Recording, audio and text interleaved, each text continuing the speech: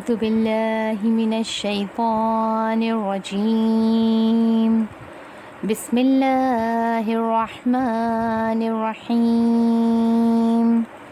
الحمد لله رب العالمين. الصلاة والسلام على أشرف الأنبياء والمرسلين حبيب إله العالمين أبي القاسم محمد.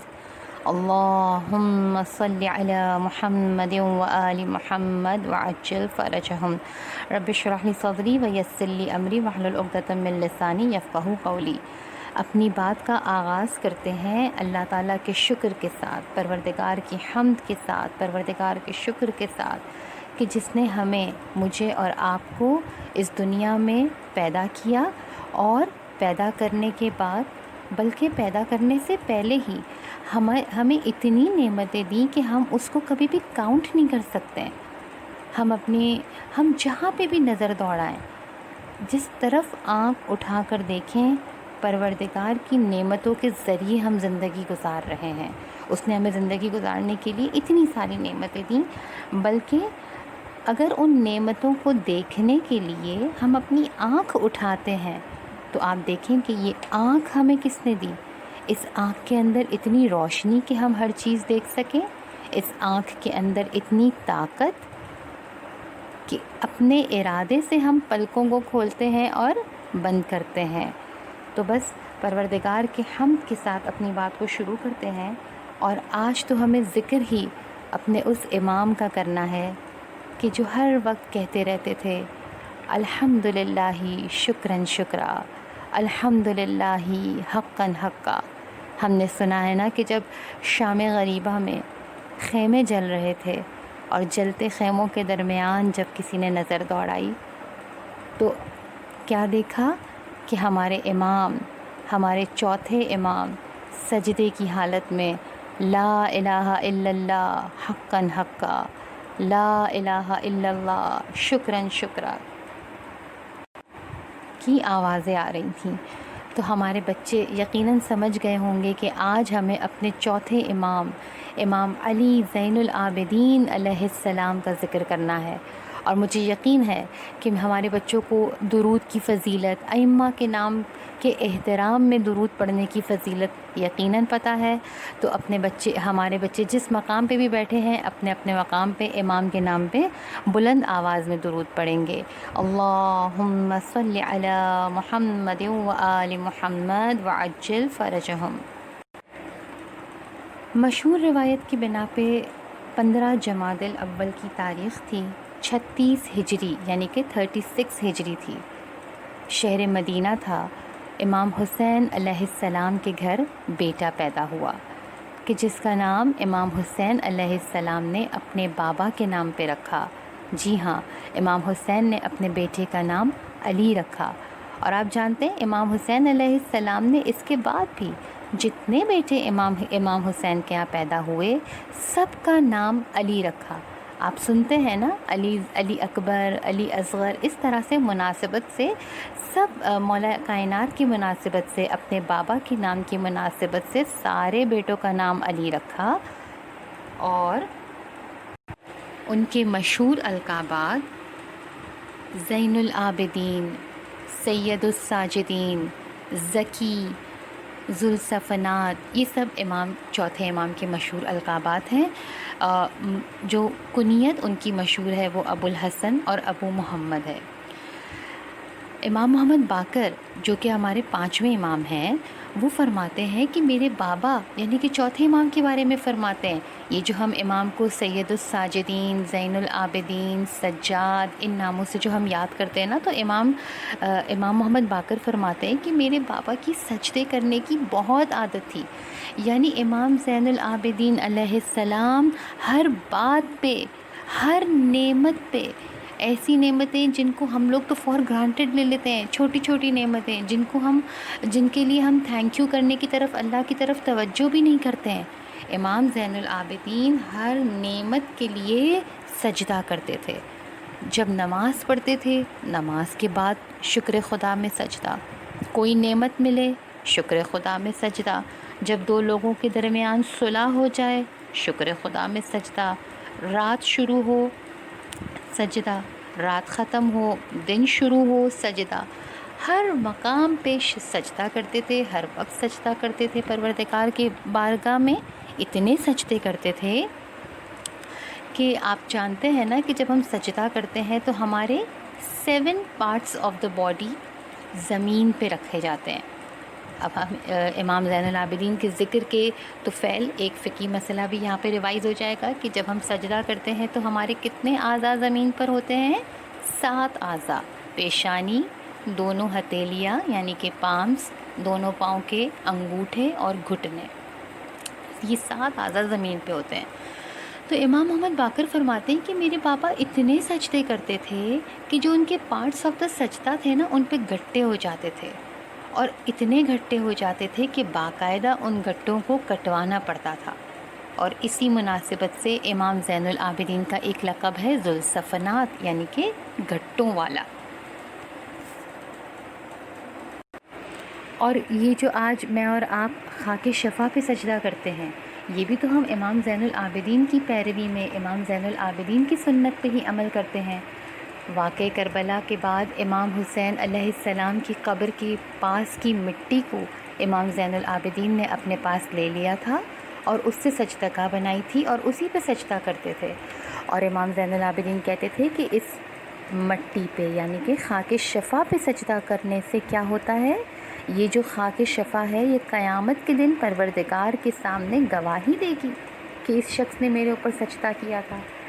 خاک شفا پہ سجدہ کرنے سے ہمارے اور اللہ کے درمیان حجابات ختم ہو جاتے ہیں، ہم پروردگار سے اور زیادہ نزدیک ہو جاتے ہیں، ایک تو سجدہ کرنے سے اللہ کے نزدیک اور پھر خاک شفا پہ سجدہ کرنے سے اور زیادہ نزدیک۔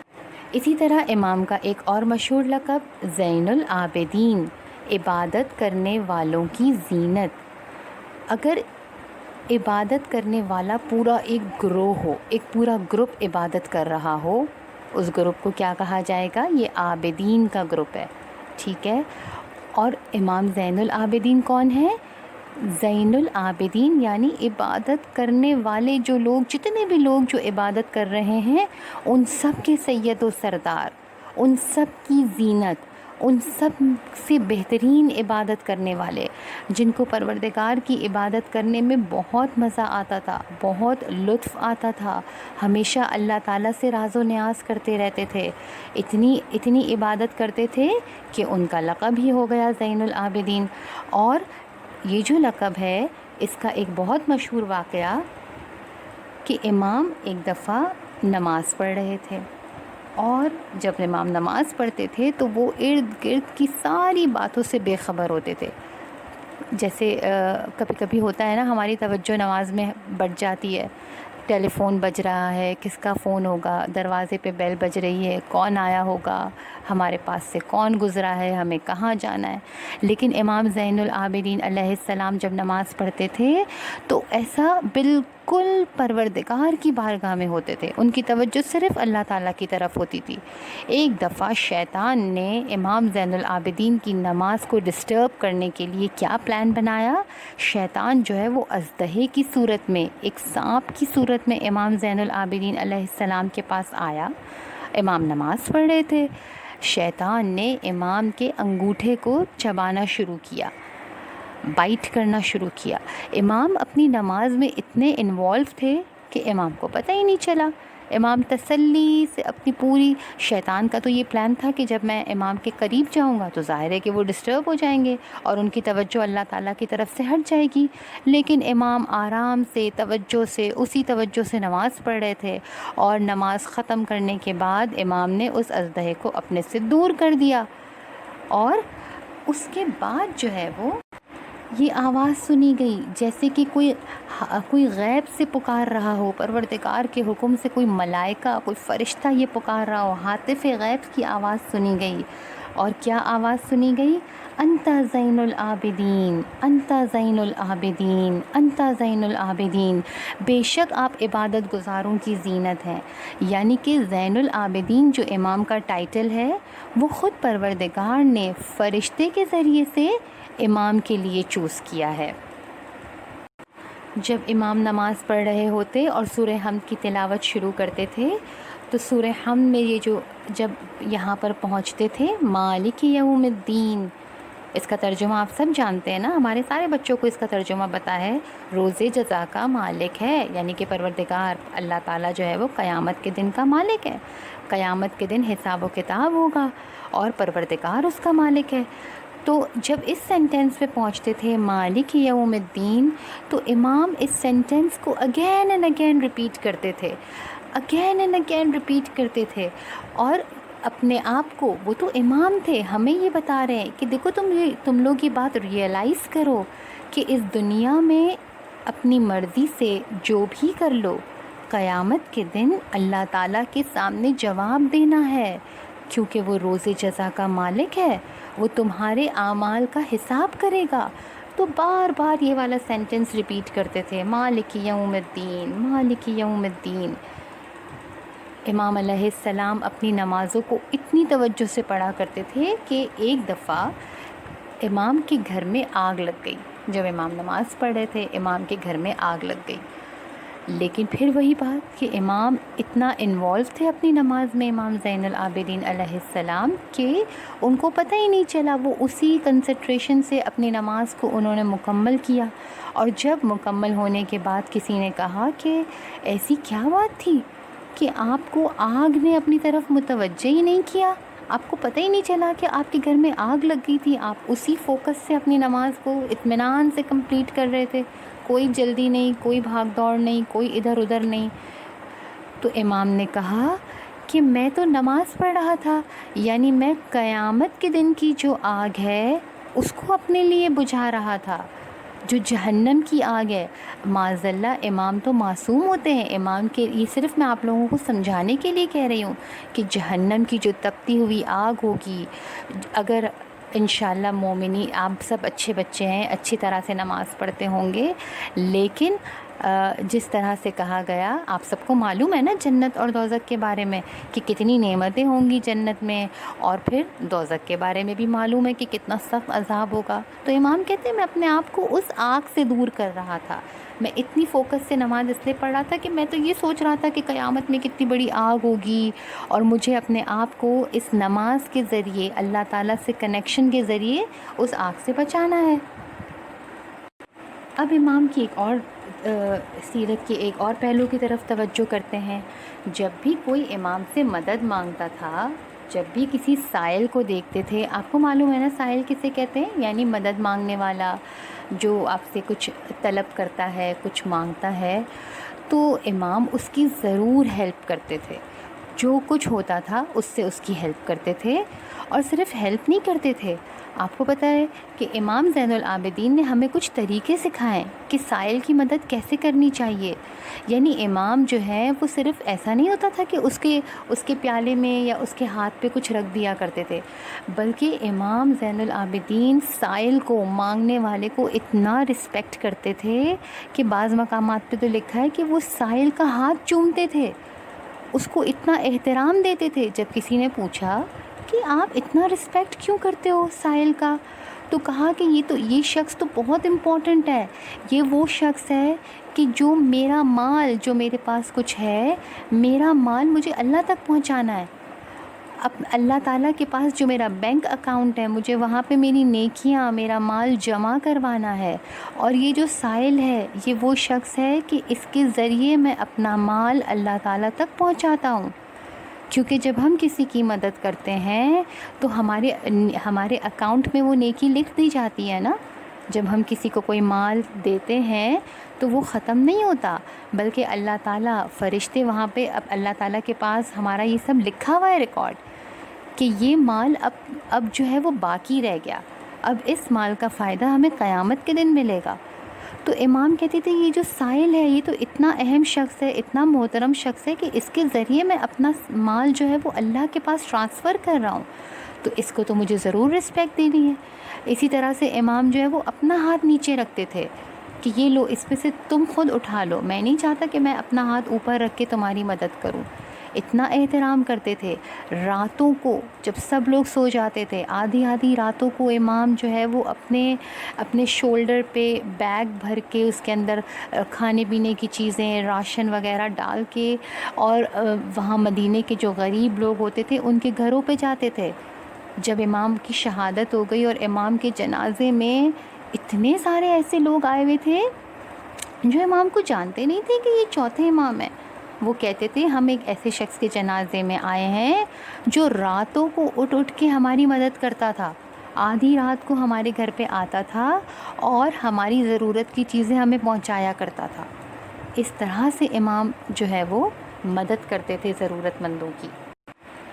اتنا محبت کرتے تھے یتیموں سے، مسکینوں سے، کہ ان کے پاس بیٹھ کے ان کو اپنے ہاتھوں سے کھانا کھلاتے تھے. اسی طرح سے اتنے رحم دل، اتنے شفیق تھے کہ حتیٰ جانوروں کے ساتھ بھی. امام کے پاس جو سواری تھی، جو ناقہ تھا جس پہ بیٹھ کے تقریباً امام نے 20 حج کیے تھے، اور وہ سواری کئی عرصے تک امام کے ساتھ رہی. ایک دفعہ بھی کبھی اس جانور کو، اس ناقے کو امام نے ایک تازیانہ بھی نہیں مارا تھا. اتنا رحم جانوروں تک کے لیے تھا. اسی طرح جب نماز پڑھتے تھے، جب وضو کرنے کے لیے ان کے پاس پانی آتا تھا، خوف خدا سے امام کے چہرے کا کلر بدل جاتا تھا، رنگ تبدیل ہو جاتا تھا. جب نماز پڑھتے تھے تو خوف خدا سے اتنا کانپتے تھے. جب کسی نے پوچھا کہ آپ کی ایسی کیفیت کیوں ہو جاتی ہے، تو امام نے کیا فرمایا؟ امام کہتے تھے کہ تم کو معلوم ہے میں کس کے سامنے کھڑا ہوں؟ کل کائنات کے بادشاہ کے سامنے کھڑا ہوں میں. اگر ہم دنیا میں کسی چھوٹی موٹی پرسنالٹی کے سامنے، اگر اسکول کے پرنسپل نے آپ کو اپنے آفس میں بلا لیا ہو، آپ کتنا الرٹ ہو جاتے ہیں. ایک خوف ہوتا ہے، ایک روب ہوتا ہے. تو امام ہمیں یہ سمجھا رہے ہیں کہ جب آپ نماز میں کھڑے ہوتے ہو تو آپ کس کے سامنے کھڑے ہو؟ جو اس پوری دنیا کا مالک ہے، اس پوری کائنات کا مالک ہے، مالک یوم الدین بھی ہے، اس کے سامنے آپ کھڑے ہو. تو اس کا آپ کی پرسنالٹی میں ایک خوف، ایک روب، ایک رسپیکٹ نظر آنی چاہیے کہ آپ پروردگار کی بارگاہ میں کھڑے ہو. اسی طرح امام کی جو دعاؤں کا مجموعہ ہے، امام کا جو کلیکشن ہے، کہ جس میں امام نے دعاؤں کے ذریعے سے بہت سارے اسپیکٹس کو امام نے کور کیا ہے دعاؤں کے ذریعے سے، اور ہمیں سکھایا ہے، ہمارے حقوق بھی بتائے اور ہماری رسپانسبلٹیز بھی بتائیں. اس کتاب کا نام یقیناً آپ سب کو معلوم ہوگا، صحیفہ سجادیہ، جسے ہم صحیفہ کاملہ بھی کہتے ہیں، اور زبور آل محمد اور انجیل اہل بیت بھی کہا گیا اس کتاب کو. اور اس کتاب میں امام نے ہر موقع اور ہر مناسبت سے دعا تعلیم فرمائی ہے. جب تم خوش ہو تو تمہیں کون سی دعا مانگنی چاہیے، جب تم غمگین ہو تو تمہیں کون سی دعا پڑھنی چاہیے، والدین کے حق میں کون سی دعا پڑھنی چاہیے، اولاد کے لیے کون سی دعا پڑھنی چاہیے، ماہ رمضان آئے تو کون سی دعا، عید آئے تو کون سی دعا، نماز شب میں کون سی دعا، جب تم سے کوئی گناہ ہو جائے تو کون سی دعا، جب تمہارا کوئی قرض ہو جائے تو کون سی دعا، جب تمہارا دل بہت پریشان ہو، ملول ہو تو کون سی دعا. اگر اس دعا کے انڈیکس کو ہم دیکھیں تو ہمیں ایسا لگے گا کہ ہماری پوری زندگی میں جتنے بھی پرابلمز اور جتنے بھی ہماری رسپانسبلٹیز ہیں وہ سب امام نے ان دعاؤں کے ذریعے کور کر دیے ہیں کہ ہماری ان موقعوں پہ کیا ذمہ داری ہے. چلیے آئیے، امام زین العابدین علیہ السلام نے صحیفہ کاملہ میں والدین کے حق میں جو دعا فرمائی ہے نا تعلیم، کہ اولاد کو والدین کے حق میں کیا دعا پڑھنی چاہیے، کیسا ہونا چاہیے، اس دعا کے ریفرنس سے آج میں اور آپ 3 یا 4، بہت زیادہ نہیں، چھوٹے چھوٹے 3-4 پوائنٹس ڈسکس کرتے ہیں کہ پروردگار اور امام زین العابدین جو ہے وہ کیا چاہتے ہیں. امام زین العابدین اس دعا کے ذریعے ہم کو، یعنی کہ بچوں کو، کیا سمجھانا چاہ رہے ہیں کہ ہمیں اپنے والدین کی کیسی اولاد ہونا چاہیے. مجھے معلوم ہے الحمدللہ آپ سب بہت اچھے بچے ہیں، اپنے والدین کی بہت رسپیکٹ کرتے ہیں، ان کا کہنا مانتے ہیں، ان کی ساری باتیں مانتے ہیں، اور ماننی بھی چاہیے، کیونکہ آپ سید الساجدین، زین العابدین، علی ابن حسین کے ماننے والے ہیں، کہ جنہوں نے دعاؤں کے ذریعے بتایا ہے کہ ہمارے بچوں کو کیسا ہونا چاہیے، ان کو اپنے والدین کے حق میں ان کی رسپانسبلٹیز کیا ہیں. تو اس دعا کی روشنی میں ہم چھوٹے چھوٹے 3 یا 4 پوائنٹس ڈسکس کریں گے صرف یاد دہانی کے لیے. جیسے امام، اور پتہ ہے امام کا طریقہ ہوتا تھا کہ جب بھی وہ کوئی دعا مانگتے تھے، وہ کوئی بھی بات کرتے تھے، جیسے ہمارے یہاں بھی طریقہ ہے نا کہ جب ہم اپنی مجلس شروع کرتے ہیں یا ہم اپنے مدرسے وغیرہ میں جب کوئی لیکچر شروع کرتے ہیں تو اللہ کی تعریف سے کرتے ہیں، اللہ کے ذکر سے کرتے ہیں. یہ طریقہ ہمیں امام نے سکھایا ہے.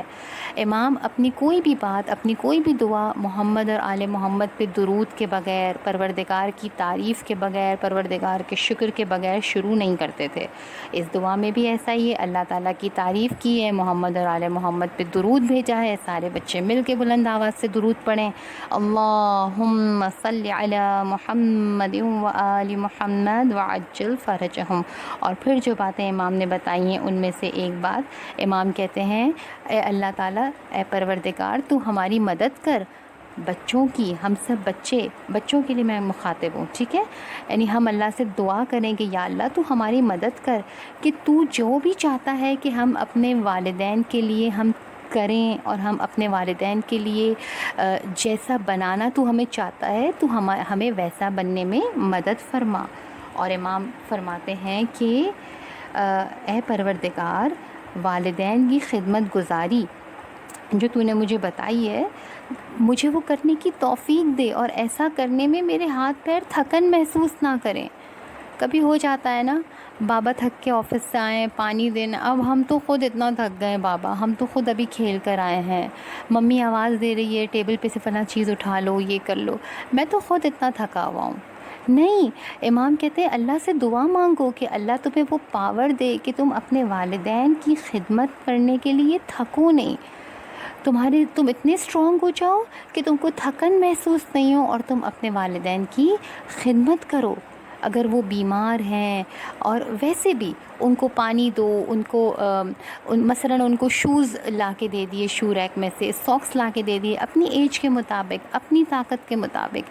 یہ نہیں کہ ممی بابا آواز دے رہے ہیں، وہ چاہتے ہیں کہ آپ ان کے لیے کچھ کام کریں، اور آپ خود اتنا ٹائرڈ اور اتنے تھکے ہوئے ہو کہ آپ ان کو جواب ہی نہیں دے رہے ہو. تو امام کس دیکھا آپ نے کیسے امام ہماری توجہ دلا رہے ہیں کہ اے پروردگار، مجھے اپنے والدین کے کام کرنے کے لیے اتنا اسٹرانگ بنا دے کہ میں ان کے کام کرنے سے تھکوں نہیں. پھر ایک اور پوائنٹ کی طرف امام توجہ دلا رہے ہیں کہ پروردگار، میں اپنے پیرنٹس کے لیے اتنا شفیق ہو جاؤں، میں اپنے پیرنٹس سے اتنی محبت کروں جیسے ماں ایک بچے کے لیے شفیق ہوتی ہے. آپ نے دیکھا ہے نا، ماں جو ہماری ماں ہوتی ہے وہ ہم سے کتنی محبت کرتی ہے، ہمارا ہاتھ چومتی ہے، اگر ہم زمین پہ ذرا سا لڑکھڑا کے گر جائیں تو فوراً مما ہیلپ کر کے ہاتھ پکڑ کے ہمیں اٹھا لیتی ہے. تھوڑا سا بیمار ہوں تو مما اچھے سے ہگ کر لیتی ہے، اسکول سے تھکے ہوئے آئیں، کھیل کے آئیں، فوراً مما کتنا لو کرتی ہے. تو امام کہہ رہے ہیں کہ بچوں کو بھی ایسا بننا ہے، بچوں کو بھی اپنے پیرنٹس سے اتنا ہی لو کرنا ہے. کہیں سے آ کے جب آپ باہر سے آئیں تو اپنی مما کو ہگ کریں، ان کا ہاتھ چومیں، رات کو سونے سے پہلے ان کی پیشانی چومیں، اپنے بابا کی آفس جاتے وقت یا جب وہ آئے ہیں ان سے محبت کریں.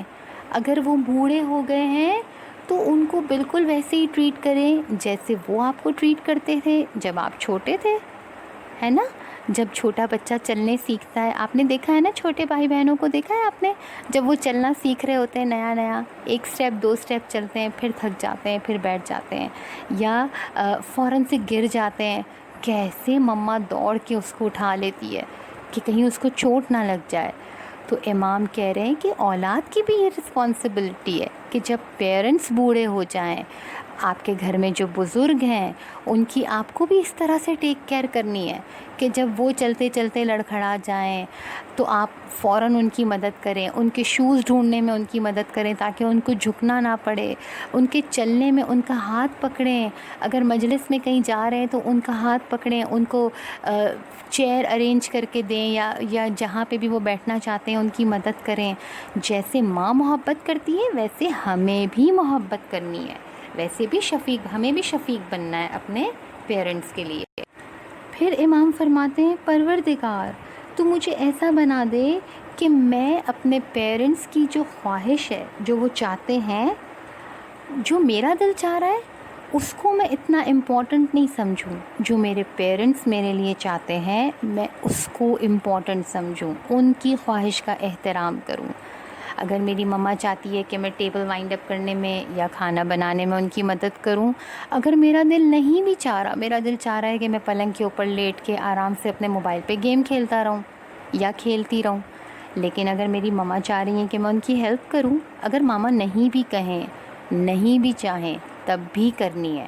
لیکن یہاں پہ صرف توجہ دلانے کے لیے کہ امام کہہ رہے ہیں کہ آپ اللہ سے مدد مانگو، کہ اللہ میں آپ کو ایسا اسٹرانگ بنا دے کہ آپ ہر وہ کام کرو جو آپ کے پیرنٹس چاہتے ہیں۔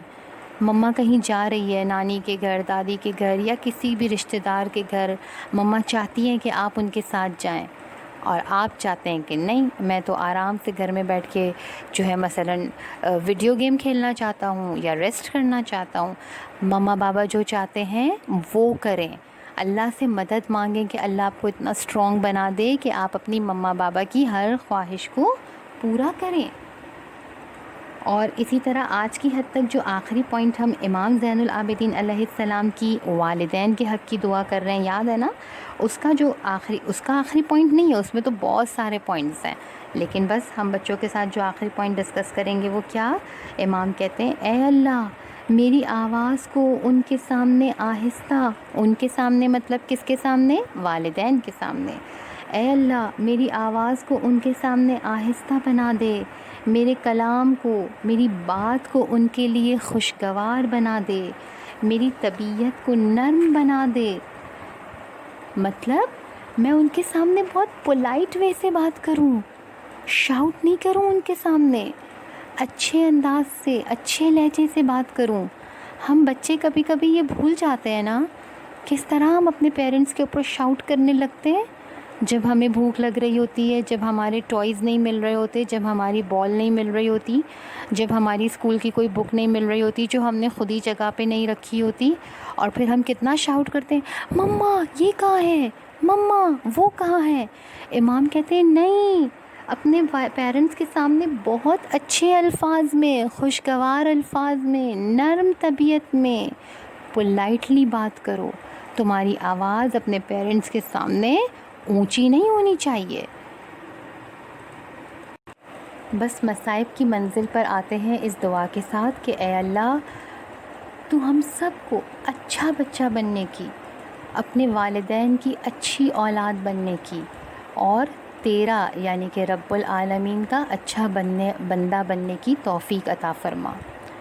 رونے کے لیے کافی ہے سجاد تیرا نام، امام کا یہ عالم ہے کہ دن شروع ہوتا ہے تو روتے ہیں، رات ابتدا ہوتی ہے تو روتے ہیں، کھانا دیکھتے ہیں تو روتے ہیں، پانی آتا ہے سامنے تو روتے ہیں، وضو کا پانی آتا ہے تو روتے ہیں، افطار کے لیے کھانا آتا ہے تو کہتے ہیں ہائے ہائے کربلا میں ہمارے عزیز بھوکے پیاسے ذبح کر دیے گئے۔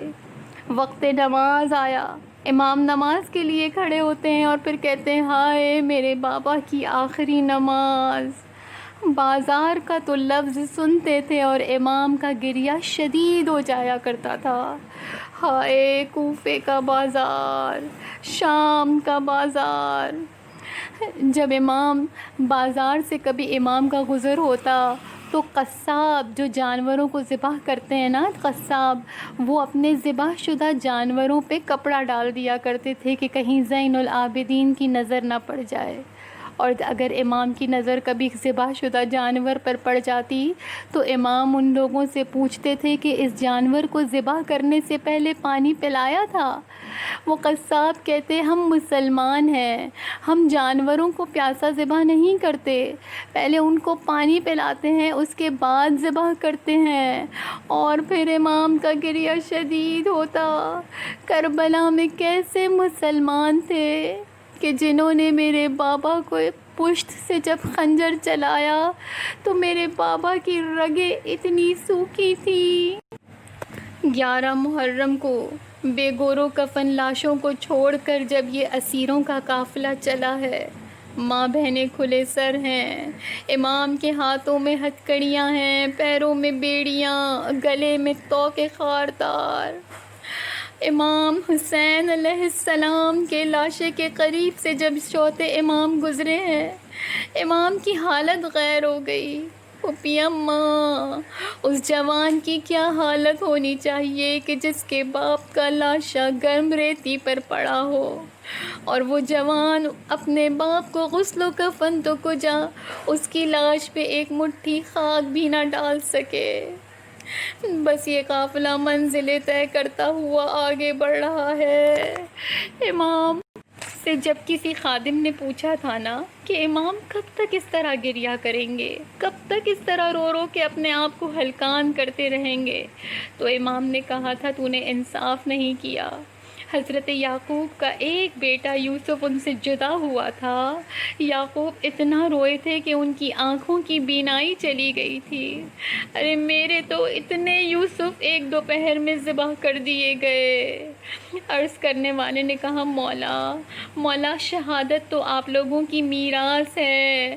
تو امام زین العابدین نے فرمایا شہادت ہماری میراث ہے، لیکن ماں بہنوں کے کھلے ہوئے سروں کا تماشائیوں کا مجمع، نوکے نیزہ پر شہداء کے سر، قافلے کو دربار بدربار گھمانا، یہ ہماری میراث نہیں ہے۔ بس لوگوں سے یہ گریہ برداشت نہ ہوا۔ ظالم ولید بن عبد الملک نے 25 محرم 95 ہجری کو امام کو زہر دے کر شہید کرا دیا۔